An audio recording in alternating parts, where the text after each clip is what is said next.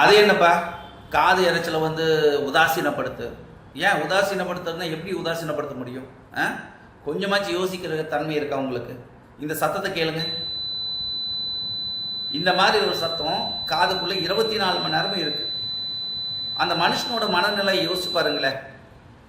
நிம்மதியாக ஏதாவது ஒன்று செய்ய முடியுமா?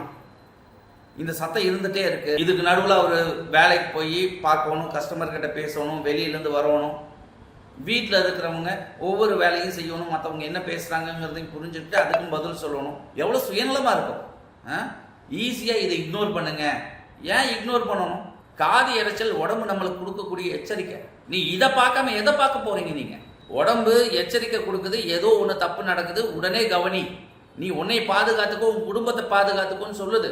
காது இறைச்சல் ஒருத்தருக்கு இருக்கு, காது கேட்கக்கூடிய தன்மையில தெளிவின்மை வருது அப்படின்னா உடனே அதுக்கான மூல காரணம் என்னன்னு கண்டுபிடிச்சு அதை சரி பண்றதுக்கு நோக்கி அந்த ட்ரீட்மெண்ட் ஆரம்பிங்களே. காது மிஷின் போடுங்க, இந்த இறைச்சலை மறைக்கிறதுக்கு வேற ஒரு சத்தத்தை கொடுக்குறேன், இதெல்லாமே பண்ணலாம். இருக்கிறத சரி பண்றது என்ன, அதுதான் முக்கியம் இல்லை. ஈஸியா சொல்லிட்டு போயிடலாம் காது இறைச்சல், காது மிஷின் வைங்க. காது இறைச்சல் இருக்கு, காது கேட்கக்கூடிய தன்மை குறைவா இருக்கு, அதுக்கு ட்ரீட்மெண்ட், ப்ராப்பர் ட்ரீட்மெண்ட் இருக்கு. நேரில் பாருங்க, டாக்டர்கிட்ட கன்சல்ட் பண்ணுங்க, விருப்பப்பட்டால் மேற்கொண்டு ட்ரீட்மெண்ட் ஆரம்பிங்க. எடுத்த உடனே நம்ம பிரச்சனைக்கு இப்போ காது மிஷினை வச்சு அதை சரி பண்ண போகிறது இல்லையா?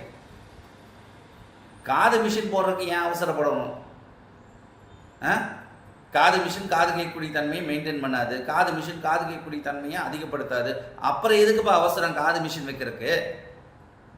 காது கேட்கக்கூடிய தன்மை குறைவா இருக்கு அப்படின்னா அதை சரி பண்றதுக்கு என்ன வழி அப்படிங்கிறத பார்த்து அதை சரி பண்றதுக்கு முக்கியத்துவம் கொடுங்க. காது மிஷின் வாழ்க்கையில் எப்போ வேணும் வச்சுக்கலாம். இருக்கிற காதை கெடுக்கிறது என்னன்னு புரிஞ்சுக்கிட்டு அதை சரி பண்றதுக்கு தான் நம்ம முக்கியத்துவம் கொடுக்கணுமே தவிர காது மிஷின் போடுறதுக்கெல்லாம் அவசரம் இல்லை. நன்றி, வணக்கம்.